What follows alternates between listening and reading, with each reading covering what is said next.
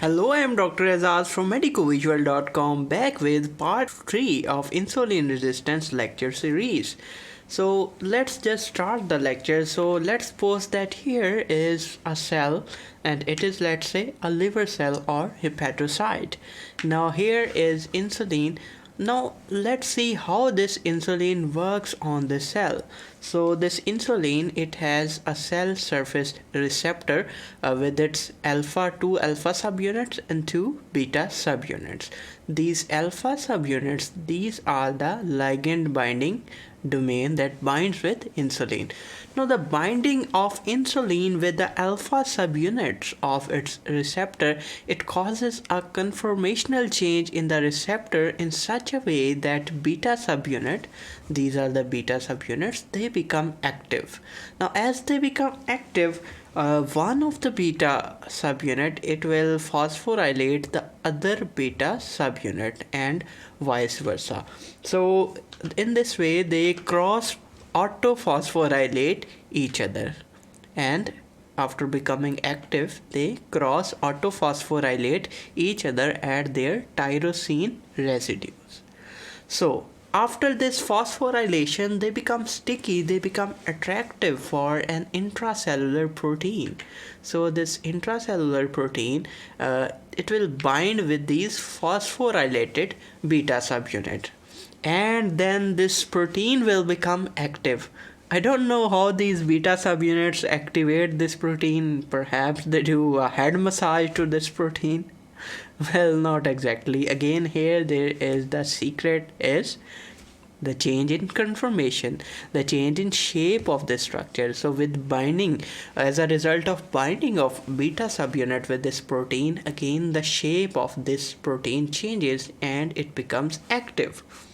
So then what happens that these beta subunit, they not only have autophosphorylation ability, but they can also phosphorylate this protein, this bound protein, this substrate of this receptor. So they will phosphorylate again this protein at its tires. What I mean by tires, again the tires mean it will phosphorylate this protein at its tyrosine residues. Now what I mean by this phosphorylation at tyrosine residues, the proteins, they are made up of polypeptides, which are basically they are composed of small monomers of amino acids. So small monomers of amino acids, they form the long chains called polypeptide chains, and then these polypeptide chains, they fold in a particular three-dimensional structure to form the protein. So we have about 20 amino acids, 20 types of amino acids which are attached to each other through peptide bond in a specific way, so that a particular protein is formed. Now one of these amino acid is tyrosine amino acids. So let's suppose here is the tyrosine amino acid residue, and let's say this is the tyrosine amino acid residue. Now what this will do, beta subunit, is that it will phosphorylate these tyrosine residues, and if we phosphorylate an amino acid residue, it will bring about some changes in the protein. It might activate the protein or it might inactivate the protein. Why? Because phosphates, they are negatively charged. So we are imparting a particular charge that is negative charge. So we are imparting a negative charge here, which will change the structure and conformation and orientation of the protein.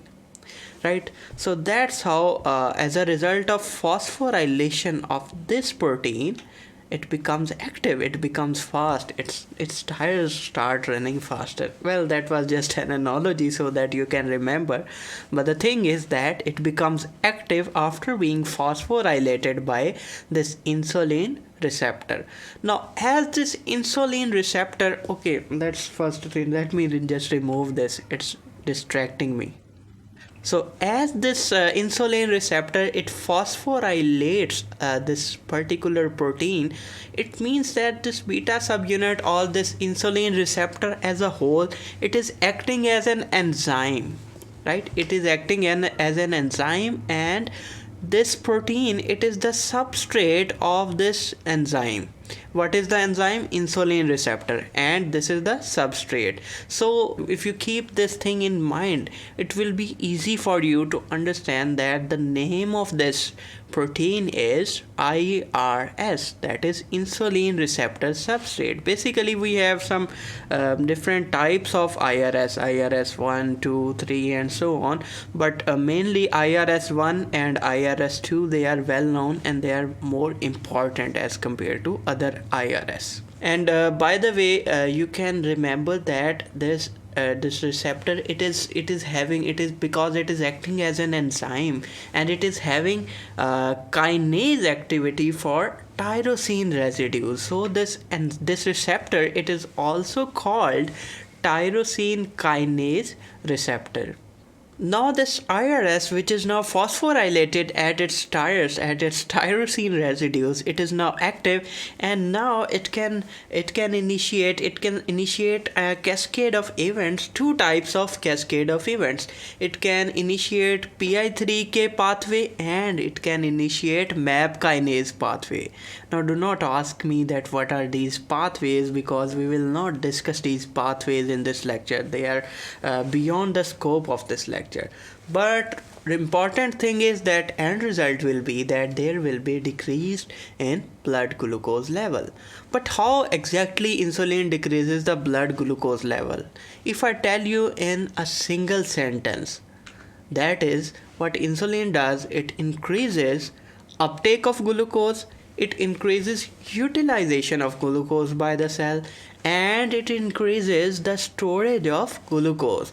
So as a result of all these three things, the end result is that there will be decrease in blood glucose level. Now, without going into the detail of chemical events, the molecular events, the cascade of events that starts as a result of activation of this IRS, I will mainly focus right now on the pathways that this insulin activates. So, here is glucose, and liver has GLUT2 receptors, GLUT2 channels, GLUT2 transporters of glucose. So with the help of these GLUT2 transporter, glucose comes inside. What is the interesting thing about these GLUT2 channels is that they are two-way channels. If glucose is high in blood, this glucose can come inside the cell. And if someone is undergoing a prolonged fasting and his blood glucose is very low, then this hepatocyte, it will start synthesizing glucose by the process of gluconeogenesis or by breaking down of glycogen, and this increased intracellular glucose, it will be transported out of the cell by the help of these GLUT2 transporters or GLUT2 channels.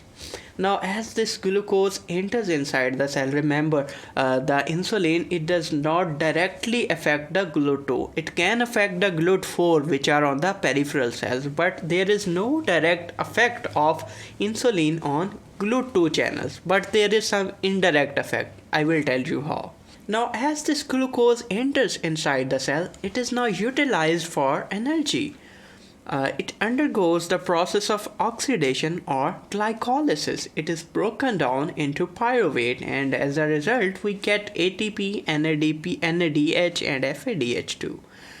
And if the cell's energy needs are met with this glucose, we do not need some extra energy for the cell, then any more incoming glucose, it will be converted into the storage form of glucose called glycogen. Here you see one thing, you just focus here, that as the glucose, more and more glucose is being converted into pyruvate and into glycogen, this intracellular level of glucose, it will start going down, and as it will start going down, a concentration gradient will be established here. It means that in the blood the glucose level will be high as compared to the cell, because whatever the glucose that enters the cell, it has been converted into pyruvate or into glycogen or some other substances. So because of this, the concentration gradient is established and more glucose will enter inside the cell. So as I have told you that insulin, it does not directly affect the GLUT2 channels, but it can indirectly, even in the liver cell, it can indirectly increase the uptake of glucose by reducing the intracellular glucose levels, by making the cell utilize this glucose. So it activates this pathway, that is glycolysis pathway. It also activates the glycogen synthase pathway as well. And what happens to this pyruvate? This pyruvate, it can then enter into mitochondria, and inside the mitochondria it can be converted into acetyl-CoA. In the mitochondria we also have oxaloacetate, and remember, oxaloacetate, it also comes from pyruvate through a separate pathway. Now acetyl-CoA, it combines with oxaloacetate to form citrate, and the cycle can continue, and this is called, by the way, TCA cycle or citrate cycle or citric acid cycle or Krebs cycle. Now this cycle will continue to run for a few times, but if again the cellular energy needs are met and ATP and NADH and FADH2 are high inside the mitochondria, it signals the cell that we have already enough energy. We do not need to run this TCA cycle anymore. So this cycle, it will stop here. And there will be a lot of there is accumulation of lots and lots of citrate inside the mitochondria. So the citrate will come out of the cell, and it will then, what will happen to the citrate? Now you just see here that glucose, first it was utilized to get energy, right? Then if extra glucose is coming, it will be converted into its storage form, that is glycogen. Now even more glucose is coming. Now what the cell should do with this glucose? Cell should convert this glucose into another storage form. Now glycogen stores are already replenished. What else stores we have? We do not have any protein stores, but we have fat stores. So this citrate, it will be ultimately converted into fatty acids and then ultimately into triglycerides. Let's see how. So the citrate will be converted first into acetyl-CoA, cytosolic acetyl-CoA, and then it will be converted into malonyl-CoA, and then the subunits of malonyl-CoA, they will combine together to form, through the fatty acid synthase enzyme, it will combine together to form long chain fatty acids, particularly palmitic acid. So fatty acid, free fatty acids will be formed. All these processes, they are stimulated by insulin. Now you see, interesting thing. Now we, as from the preceding discussion, if you have watched my previous lecture, we were assuming that this person is an obese person, and obese person have lots of free fatty acid, lots of basal free fatty acids in their bloodstream. So their free fatty acid level in blood is higher as compared to a non-obese person. We have already established this thing, and how it happens we have already discussed. If you want to know more, please watch those lectures. So because we have more free fatty acid in the blood of this person, according to the concentration gradient, more free fatty acid will enter inside the cell through the passive diffusion. Even some smaller free fatty acid, they can undergo the process of simple diffusion. They can simply cross the cell membrane. So that's, by the way, so these are the free fatty acids, because this person is having more free fatty acid in the blood, so more free fatty acid will come inside the cell. And these free fatty acids, they should be converted, and they should go to mitochondria, and they should undergo the process of beta oxidation to generate more NADH and FADH2, which will generate more energy, and it will also generate more acetyl CoA. Now, you see that malonyl CoA, it is being utilized to create fatty acids. This is the process of fatty acid synthesis. At the same time, fatty acid oxidation is going on here. So this should not happen. So that is why malonyl CoA, it inhibits the beta oxidation process. So malonyl CoA, it is inhibiting the beta oxidation. Now here the problem arises. This free fatty acid, it is already being created with which was stimulated by insulin, and even more free fatty acids are coming inside the cell because this person has more free fatty acids in his or her blood.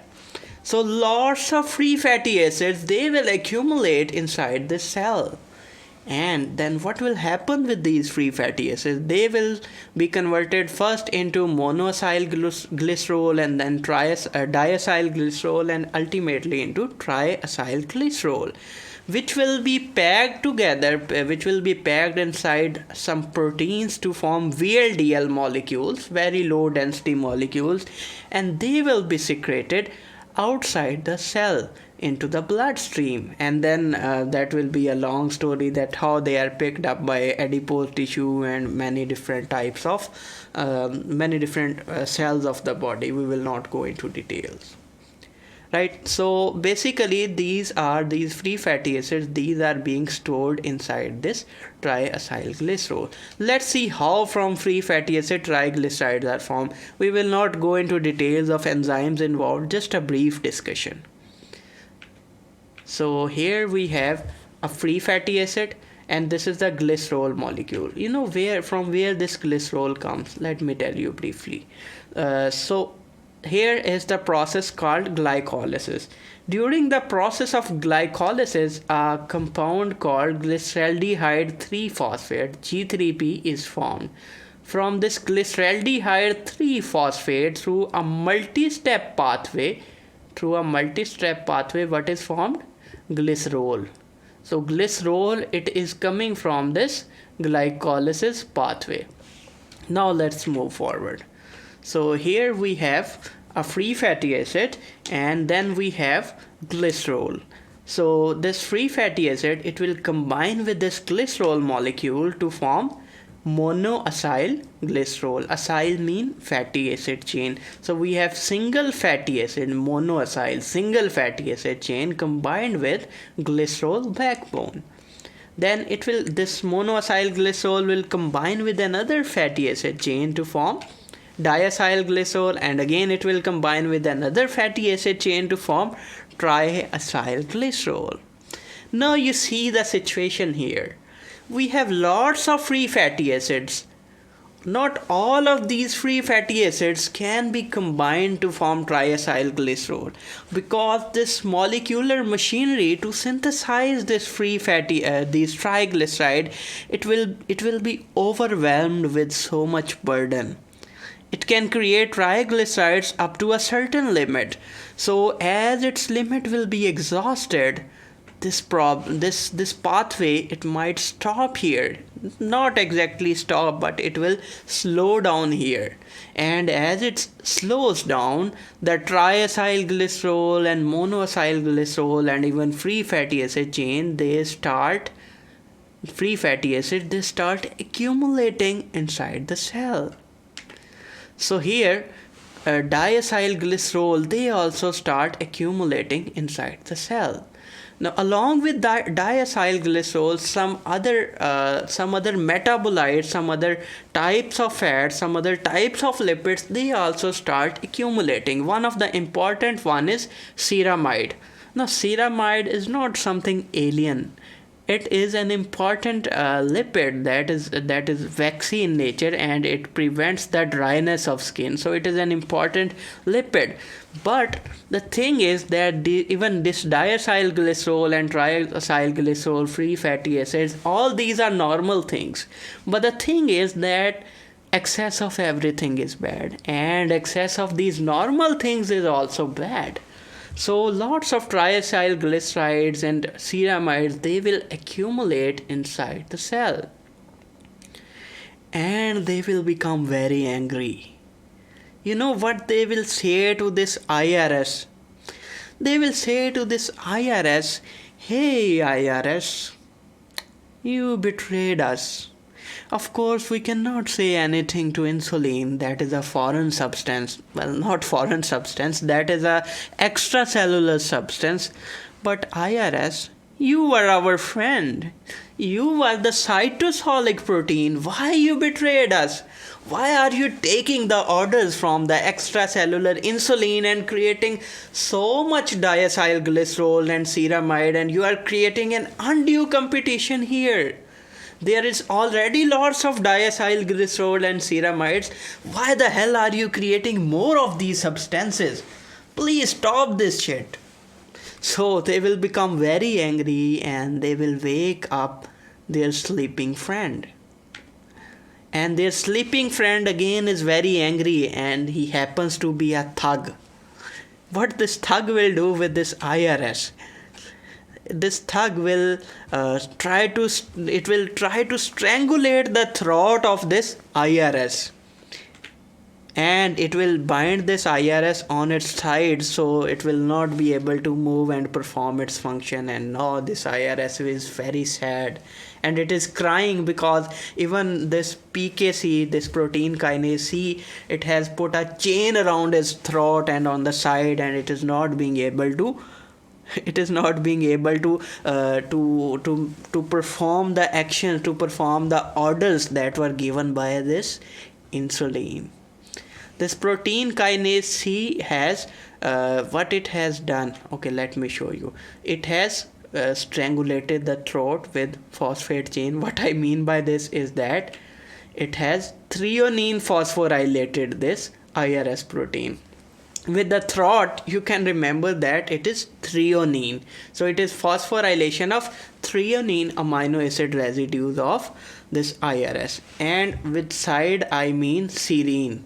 So what this PKC, protein kinase C, did, it threonine, and what it did is it did serine threonine phosphorylation of IRS, and as a result of serine threonine phosphorylation, this IRS becomes active. And even if there is phosphate, there might be phosphate on tyrosine residues, it will fail to move, it will fail to perform its action, it will become inactive. Now let me tell you something interesting about protein kinase C. Again, this protein kinase C, it is not something abnormal inside the cell. It is again an important intracellular signaling molecule. Normally, I will not go into details, but briefly if I tell you that normally it becomes active as a result of GQ protein activation. It becomes active as a result with the help of GQ proteins. But here it starts to become unduly activated due to these diacylglycerols and ceramide, and as a result of its activation, it does the threonine serine phosphorylation of IRS and rendering this IRS inactive. So if we summarize all this concept, that increased free fatty acids in the cell, what it will do. First, let's review from the previous lecture that increased free fatty acid, not only it inactivates this IRS, but it can also, through the allosteric inhibition, you know the Randall hypothesis, it can also directly, through allosteric inhibition, it can directly inhibit the glucose uptake and utilization. We have already discussed this thing in the previous lecture. So along with that allosteric inhibition thing, this increased fatty acid, it can lead to increased diacylglycerol and ceramides, and even free fatty acids themselves can activate protein kinase C. So it will lead to activation of protein kinase C, which does serine threonine phosphorylation of insulin receptor substrate, which leads to inactivation of IRS. Now all the orders of insulin, they are carried inside this inside the cell with the help of IRS. This IRS will then activate some other components of the signaling cascade that ultimately increases the uptake of glucose, increases the utilization of glucose, and increases the storage of glucose in the form of first in glycogen and then in the form of triglycerides. Now if this IRS is inactivated, do you think that all these orders of insulin, will they be properly carried inside the cell? The answer is no. Because this IRS, it is like a representative, or it is like an ambassador of insulin inside the cell. Now this protein kinase C, it has strangulated this ambassador of insulin inside the cell, and now this ambassador, it cannot work properly, and then this will lead to, of course, insulin resistance. Now let's move forward, and now let's talk about adipokines. Now here is what is this adipocyte, and as we have discussed previously that the number of adipocyte, it remains nearly constant throughout the adulthood. So if the person is eating too much, this adipocyte, it will begin to accumulate lots of triglycerides, and it will become so fat that this lipid droplet inside the cell, it may start damaging the cell by putting a physical stress or mechanical strain on the components of cell. So this large lipid droplet, it will impart the mechanical stress on different components of cell, and as a result of this, it will become very sad and it starts crying. And it not literal cry, but what I mean by crying is that it starts secreting some chemical tears. Not chemical tears, some chemical messengers, and the chemical messengers are called cytokines or cytokines. And if cytokines are released by adipocytes, they are termed as adipokines. So they start releasing certain chemicals, certain signaling chemicals called adipokines or cytokines. Now there are lots of adipocytes, of course, and all these adipocytes will start releasing different types of adipokines, and in between these adipocytes there are special bodyguards of these adipocytes which have some special housekeeping functions, and they are called macrophages. And when their bosses are crying, when these adipocytes are crying, these macrophages, they also start crying, they also start secreting cytokines. What are these cytokines here? Namely, they are mainly TNF alpha, interleukin 6, IL-6, and resistin. These are the main types of cytokines or adipokines secreted by adipocytes as well as macrophages in this area. Now these adipokines, they will bind to certain receptors on the adipocytes in a paracrine fashion as well as autocrine fashion. By autocrine, I mean that if this cell had released this adipokine, it may act on itself. Or this adipokine, it may act on the neighboring cell. If it acts on itself, it is called autocrine signaling, and if it acts on the neighboring cell, that is called paracrine signaling. So through autocrine and paracrine signaling, it binds to, let's say this is tumor necrosis factor, TNF alpha. So it bind with its TNF alpha cell receptor, and with its binding of this chemical tears, this adipocyte, it will start reflecting its life decisions. This adipocyte will be like, no more pushing beyond the limit. At most, what best we will get in reward for holding this much luggage, this much fat like a donkey. This pain inflicted by these fat stores, enough is enough. Now we will start reducing this burden. We will start unloading these fat stores. And they do so. they will start releasing these free fatty acids on the binding of these cytokines. They increase the rate of lipolysis. They increase the rate of release of free fatty acid in the bloodstream. And again, there is another way to increase the rate of lipolysis and increase the free fatty acid in blood. And now you are the expert that what these free fatty acids will do. You know how these free fatty acids can cause insulin resistance by activating the DAG mediated protein kinase C pathway or directly through the Randle cycle. You already know these things. But how these tumor necrosis factor, how exactly do they activate the lipolysis mechanism? How do they initiate the lipolysis?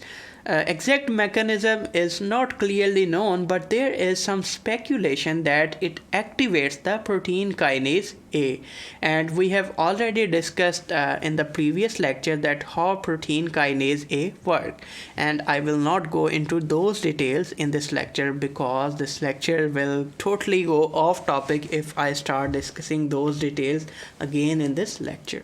The story of action of these adipokines, it doesn't end here. You know these cytokines, that is tumor necrosis factor alpha and interleukin 6 and all these cytokines, they are also released during chronic inflammation. So in other words, we can say that an overly obese person, he may be in a state of chronic inflammation. He or she may be in a state of chronic inflammation because body consider these cytokines as the inflammatory markers. Body thinks that because these cytokines are elevated, body thinks that maybe there is some war going on inside the cell. Some infectious agent has entered in the cell, let's say. The reason is because these interleukins, these cytokines, they are also released during infection. So for the body does not have eyes to see that what happens, the person has become fat or actually something dangerous has entered. So body thinks that maybe some dangerous pathogen has entered inside the cell.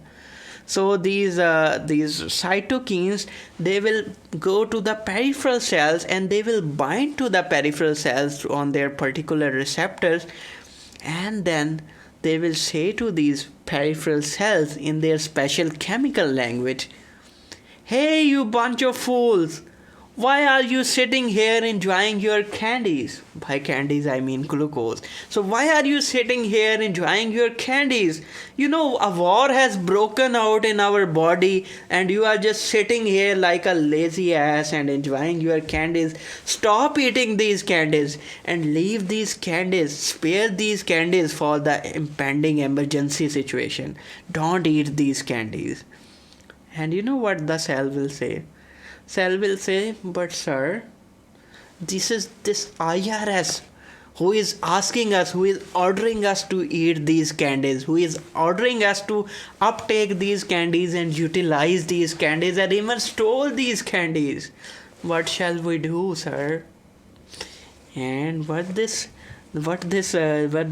cytokines will then do? Again, they will serine, threonine, phosphorylate this IRS and it will become very sad. And this happens perhaps through protein kinase C pathway. I said perhaps because we are not 100% sure that how it actually happens. Now here I would like to talk about anti-diabetic drugs called glitazones. Glitazones? No, these are not called glitazones. They are called glitazones. So for example, glitazones or rosiglitazones. These are anti-diabetic drugs which decreases the insulin resistance or they increase the insulin sensitivity. How they do so? Basically, they increase the synthesis of adiponectin.